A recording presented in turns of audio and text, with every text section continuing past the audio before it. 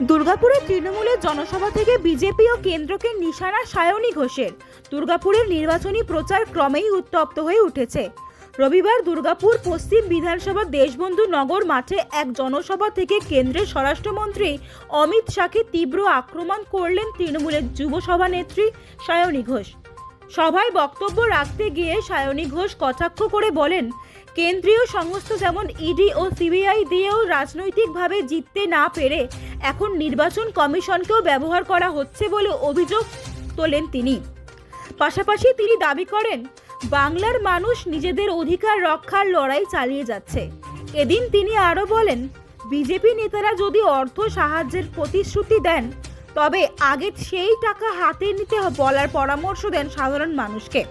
তার কথায় সেই টাকা দিয়ে দৈনন্দিন প্রয়োজন মিটিয়ে পরে ভোট দিতে যেতে হবে।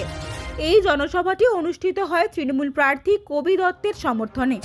মঞ্চে উপস্থিত ছিলেন দুর্গাপুর পূর্বের প্রার্থী প্রদীপ মজুমদার, জেলা সভানেত্রী অসীমা চক্রবর্তী, রাজ্য সাধারণ সম্পাদক শিবদাসন দাসু এবং যুব সভাপতি পার্থ দেওয়াসী সহ অন্যান্য তৃণমূল নেতৃত্ব।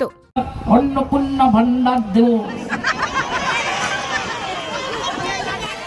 মমতা ব্যানার্জি লক্ষ্মীর ভান্ডার দিলে সেটা ভাতা, আর তুমি অন্নপূর্ণা ভান্ডার 3000 টাকা দিলে সেটা মহৎ কাজ। আরে কি অপদার্থ!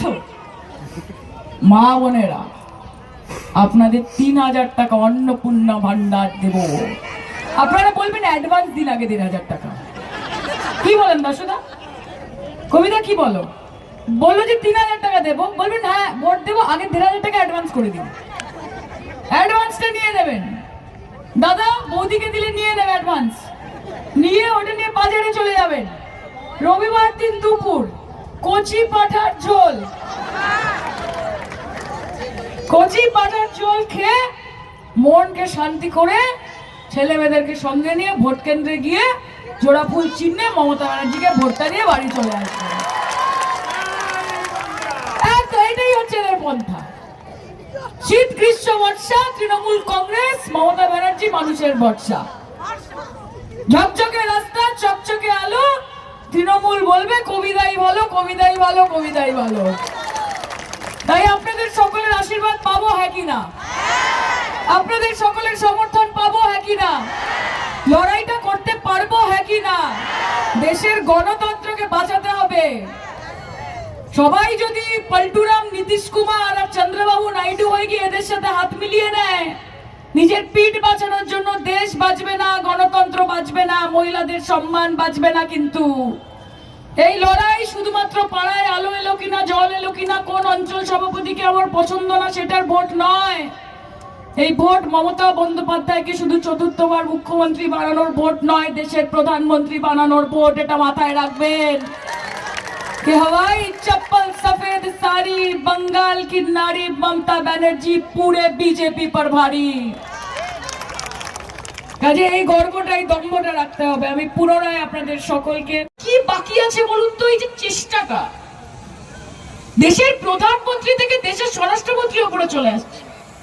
স্বরাষ্ট্রমন্ত্রী বলছে আমি কালীঘাটে পড়ে থাকবো 15 দিন, এবং গিয়ে গিয়ে দেশের স্বরাষ্ট্রমন্ত্রী কালীঘাটে সকল বাড়ির নর্দমা এবং চৌবাচ্চা পরিষ্কার করবেন। মমতা ব্যানার্জিকে হারাতে হবে। ইডি দিয়ে হারাতে পারছেন না, সিবিআই দিয়ে হারাতে পারছেন না, এনআইএ দিয়ে হারাতে পারছেন না, ইনকাম ট্যাক্স দিয়ে হারাতে পারছেন না। এখন আপনাদের দোসর, আপনাদের জিগরি ইয়ার, আপনাদের বন্ধু ইলেকশন কমিশন অফ বিজেপি, তাদেরকে দিয়ে হারাতে পারছেন না। একটা সময় ছিল যখন এই ইডি সিবিআই দিয়ে বিরোধীদেরকে ভয় দেখাতো যে আমার ব্যাপারে কথা বলবি, দাঁড়া তোর বাড়িতে কালকে ইডি পাঠাবো। আমাকেও ডেকেছে জানেন তো, ইডি 12 ঘন্টা বসিয়ে জেরা করেছে। কোনো জেরাই না, গল্প করছে আমার সাথে। আমি যে ব্যাপারটা কি বলবো, বলতে পারবো জানেই তো না কি ব্যাপার, কেন ডেকেছে। বলেছে ডেকে নাও একবার, প্রচুর ভাষণ দেয় তো আমাদের বিরুদ্ধে, একবার ডেকে নাও।